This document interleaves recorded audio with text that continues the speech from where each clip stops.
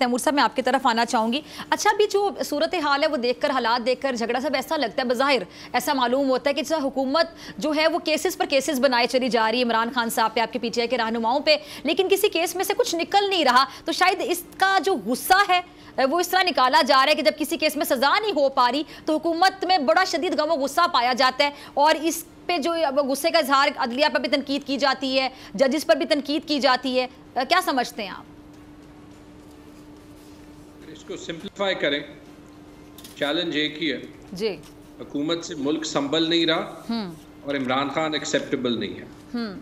अब इन दो चीज़ों के लिए अगर इलेक्शन को डिले करने के लिए, क्योंकि एक चीज़ क्लियर है कि वक्त वो है जहाँ पे मुल्क को जाना है अवाम से मैंडेट लेने के लिए, ऐसे टाइम पे अगर आप हर कानून तोड़ें, हर इदारे को कमज़ोर करें, आइन को एक साइड पे कर दें जी, तो बिल्कुल जैसे ज़ुबैरी साहब ने कहा और जैसे सदीक जान ने कहा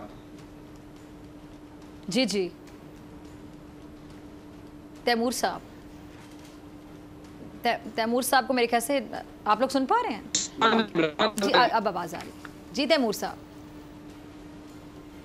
जी आवाज़ आ रही है? जी जी प्लीज़ कंटिन्यू।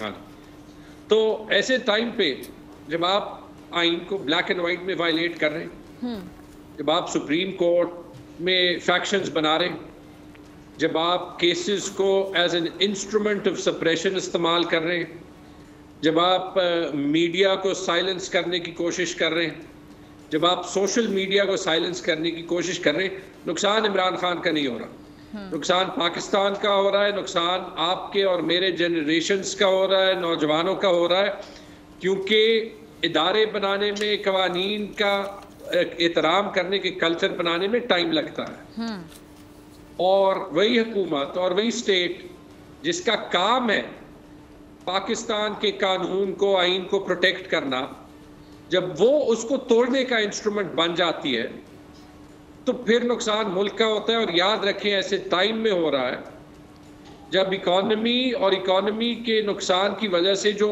आम आदमी को तकलीफ हो रही है वो पाकिस्तान की तारीख में नहीं हुई, और आम आदमी बेवकूफ़ नहीं है, वो ये समझता है कि क्या हो रहा है।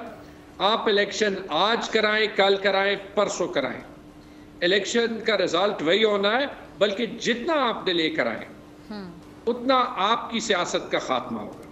ठीक है, ठीक है, ठीक है, जितना लेट करवाएंगे उतना इनको नुकसान होगा, जाहिर बात है। अच्छा ज़ुबैरी साहब मैं आपकी तरफ आना चाहूँगी। आज जब भी तौहीन अदालत पे मबनी जो खिताब चल रहा था और सारा मीडिया उसको सुनवा रहा था बोल के सिवा, ये की जो चीज़ें चल रही हैं ये आगे जाके क्या रुख इख्तियार कर सकती हैं, क्या सूरत इख्तियार कर सकती हैं? मतलब संगीन सूरत हाल भी हो सकती है कि अदलिया पे टैक्स किए जा रहे हैं, इदारे आमने सामने आ गए हैं, कोई इस चीज़ को नहीं समझ रहा कि आगे जाके किस चीज़ में कन्वर्ट हो सकती है। देखिए, जब आपके अपने पर्सनल मफादात आ जाते हैं और आपके अपना होता है तो फिर ये कौन बातें सोचता है। देखिए, अदलिया पे हमला करना ज़्यादा आसान है क्योंकि उनकी तरफ से कोई जवाब आपको नहीं मिलेगा, वो आपको उसी ज़बान में बात नहीं करेगी, जज नहीं करेंगे।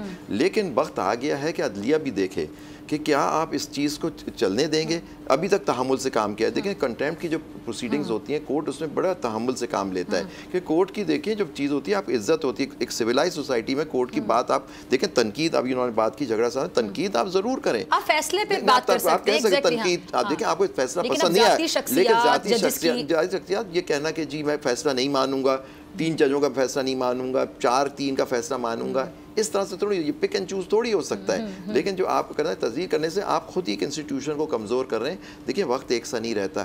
यही अदालतें कल हो सकता है आपको इंसाफ के पास जब दूसरी कोई हुकूमत आ जाए और आपके साथ अगर कोई ज़्यादती हो तो आपको जो रिलीफ मिलना है इन्हीं अदालतों से मिलना है। तो आप उनको अगर इस तरह से वो डिवाइड कर देंगे, इस तरह से उन पर हमले करेंगे तो फिर आप एक इंस्टीट्यूशन कमज़ोर कर देंगे। तो कल आपको भी, और ये आप देखें, आपकी अपनी तारीख देखिए कि आपको जो रिलीफ मिली आपको मुख्तलिफ वक्तों में वो इन्हीं अदालतों से मिली है। बिल्कुल। और आप अगर आप इनके साथ इस तरह से बात करेंगे तो आप इंस्टीट्यूशन को वीक करेंगे तो कल आपको बिल्कुल नहीं मिलेगी रिलीफ। ठीक है। अच्छा सिद्दीक, आपने तो कोर्ट रिपोर्टिंग की है शुरू से और आप बड़ा आपका वसी तजुर्बा इस हवाले से, तो आपकी डिफरेंट लोगों से बात भी होती होगी जिनका ताल्लुक है कानून के शोबे से।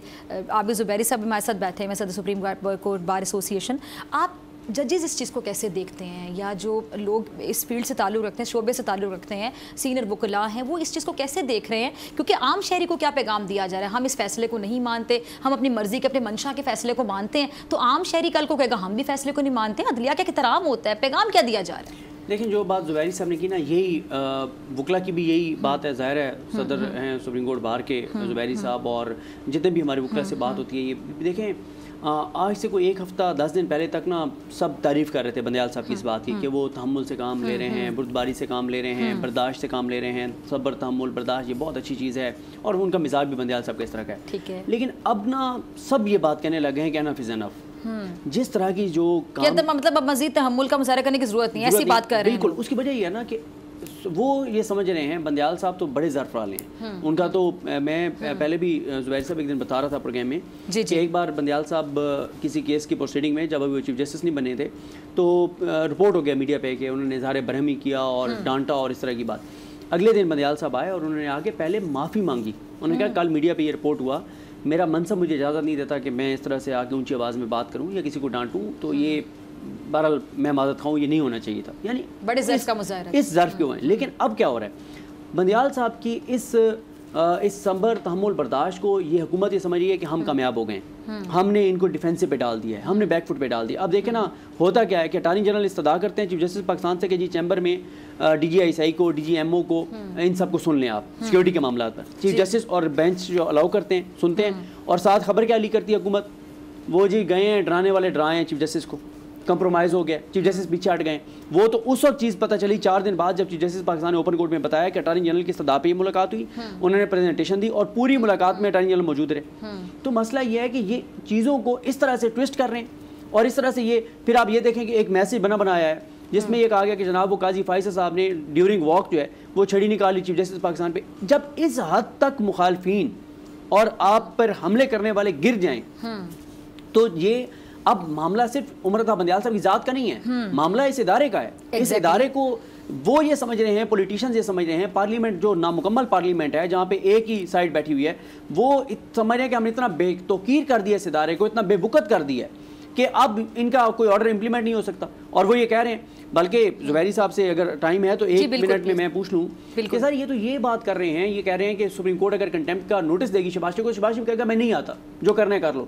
वो ये कहते हैं कि 190 के तहत, आर्टिकल 190 के तहत सुप्रीम कोर्ट के पास जो इख्तियारात हैं वो किसी और इदारे को कह सकते हैं कि शबाशी को पेश करें, वो इदारा भी कहेगा कि हम जी आपका फैसला नहीं मानते। तो फिर ये क्या किस तरफ लेके जा रहे हैं मामलात को? देखिए, सुप्रीम कोर्ट के बात मानने ना मानने की नहीं, आपको मानना है, बेशक वो नहीं आए ना आए, कोर्ट ने अपना ऑर्डर दे देना है, और कोर्ट के ऑर्डर के अपनी कॉन्सिक्वेंसेज होते हैं, उसकी अपनी चीज़ें होती हैं, वो खुद ही आप आवामी इम्प्लीमेंट हो जाएगा। वो देखें, बात करना आसान होता है, भड़के मारना आसान होता है, लेकिन देखिए आपने खुद देखा सिद्दीक, आप खुद वहाँ कोर्ट में होते हैं, आप रिपोर्टर थे, कि कोर्ट के अंदर कोई और बात करते हैं, बाहर जाके जो आप लोग जहाँ खड़े होते हैं वहाँ अलग तरह से बात होती है, फिर पार्लियामेंट में अलग तरह से बात होती है। तो देखिए ना, मतलब कि कोर्ट में आके आप देखें सब किस तरह से बात कर रहे होते हैं, वहाँ आके बात करें। आज भी आपने देखा है एक तरह से इस्तदा की गई कि जी आप फुल कोर्ट बना दें, फिर 7 सीनियर जजेस का बयान, जज ने उसको तैयार। और आपकी बात से टोटल एग्री करता हूँ कि अब वक्त आ गया, अब बेतौकीरी जो करनी थी, बेइज्जती जितनी सुप्रीम कोर्ट की करनी थी, अब ये ज़ात का मसला नहीं है चीफ जस्टिस का, अब ये इंस्टीट्यूशन का मसला है। तो अब इंस्टीट्यूशन को, या तो आप इंस्टीट्यूशन के लिए खड़े हों, आप इंस्टीट्यूशन को देखें कि इंस्टीट्यूशन ये हमारा रहेगा।